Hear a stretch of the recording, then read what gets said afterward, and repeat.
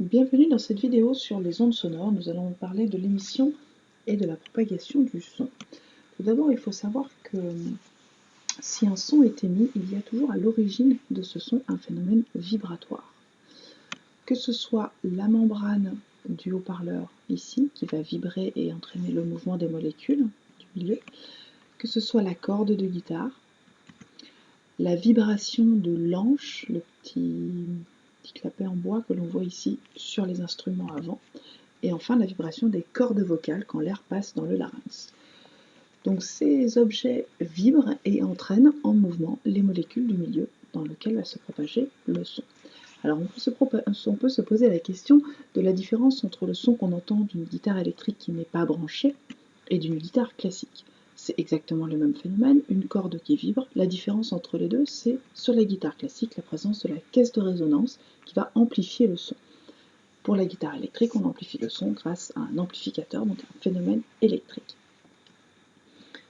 Une onde sonore, c'est la vibration donc de molécules du milieu dans lequel le son se propage. On peut voir ici un haut-parleur, la membrane du haut-parleur ici en rouge, et quand cette membrane se met en mouvement, elle comprime les molécules du milieu qui vont ensuite se dilater et reprendre leur position de départ. Quand elles vibrent de façon continue, on voit qu'on a une succession de compression, où les molécules sont plus serrées, et de dilatation, où les molécules sont un petit peu plus écartées.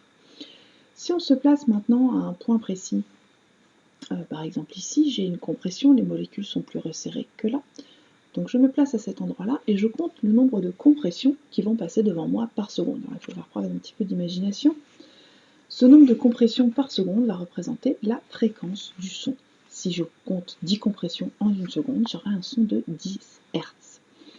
Il faut savoir que l'oreille humaine est sensible aux fréquences situées entre 20 Hz et 20 kHz, c'est-à-dire 20 000 Hz. En dessous de 20 Hz, on aura les infrasons, et au-dessus de 20 kHz, on aura les ultrasons. Le son va donc pouvoir se propager partout où il y a des molécules à faire bouger. Dans l'air, par exemple, à une vitesse moyenne de 340 mètres par seconde, soit environ 1200 km/h. Dans l'eau également, où on peut déplacer les molécules d'eau à une vitesse de 1500 mètres par seconde, donc bien plus vite que dans l'air, environ 5000 km/h. Mais aussi dans les solides, comme par exemple le béton, où on peut faire vibrer les molécules, alors de façon peut-être moins importante que dans l'air, mais elles vibrent quand même, et le son peut se propager dans les solides. Le son va donc se propager partout où il y a des molécules à faire bouger, partout où il y a un milieu matériel. Là où le son ne va pas se propager, c'est dans le vide, à des endroits où il n'y a pas de molécules. L'exemple donné ici, c'est dans l'espace. Notre astronaute pourra toujours essayer d'appeler ses copains. Il n'y a pas de molécules à faire bouger entre lui et la Terre. Il n'y a pas de milieu matériel, c'est le vide de l'espace. Le son ne se propagera pas dans le vide. Alors je vais vous proposer une petite application à faire pour la prochaine fois qu'on va se voir en classe. Il va s'agir de retrouver la valeur de la vitesse des ondes sonores dans l'air, sachant qu'elle parcourt 68 mètres en 200 millisecondes.